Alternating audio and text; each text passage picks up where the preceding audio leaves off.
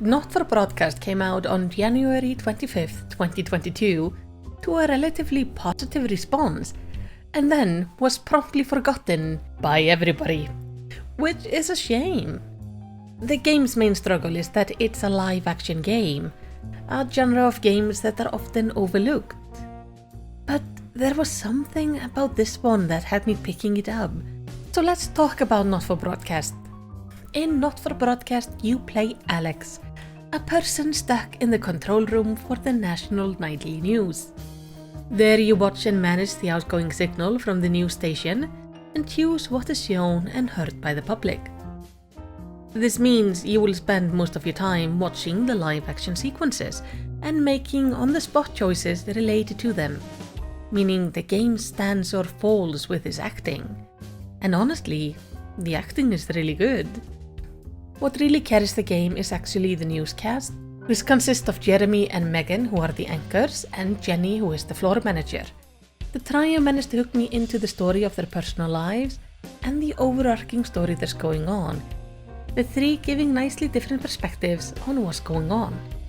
The game takes place during the election season and the time following it, where you can watch the consequences of the choices the characters and at times you make, with each character, from the high-profile politician to the local theatre group, being nicely played and written.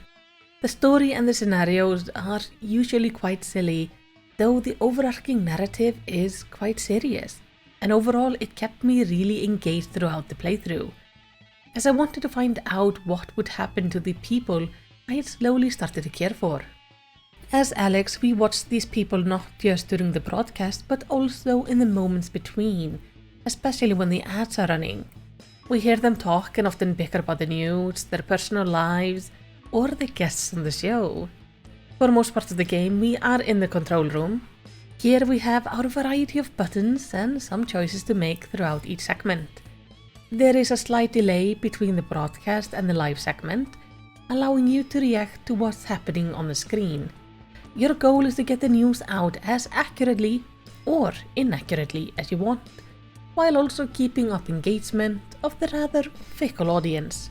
To do this, you manage the 4 cameras, switching between them so your viewers don't get bored, but also making sure to show what should be shown, or perhaps what should not be shown. It's your job to censor out any swear words, or even anything the viewer at home should not hear. You make sure the signal is strong and uninterrupted, and you of course pick which ads to run. Each day you can pick 3 ads to show, which will directly impact your life and the life of the viewers. Do you show the ad from the anti-government conspiracy group? Or do you show the mandated governmental ad? Do you show ads for the crazy sales company or perhaps the slightly shady cosmetic company? And will you gaining profit from one or the other affect your choices? Because money matters.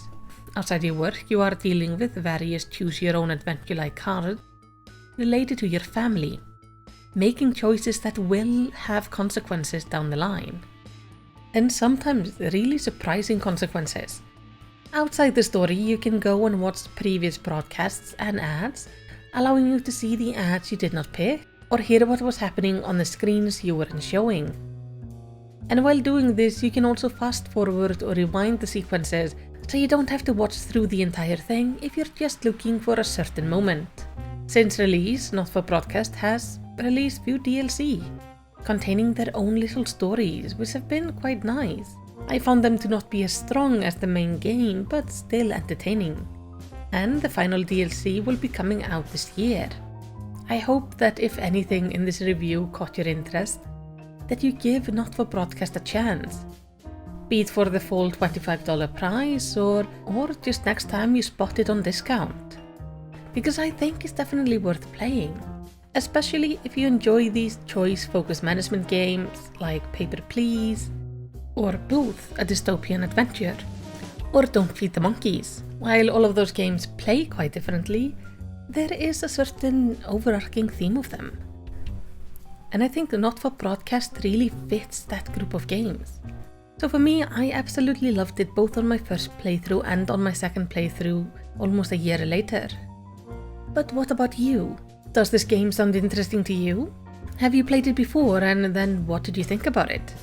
Let's talk about it in the comments. And while you're down there, make sure to do the good YouTube stuff by giving me a like and subscribe. But for now, all I want to say is takk fyrir að horfa og eigðu yndislegan dag.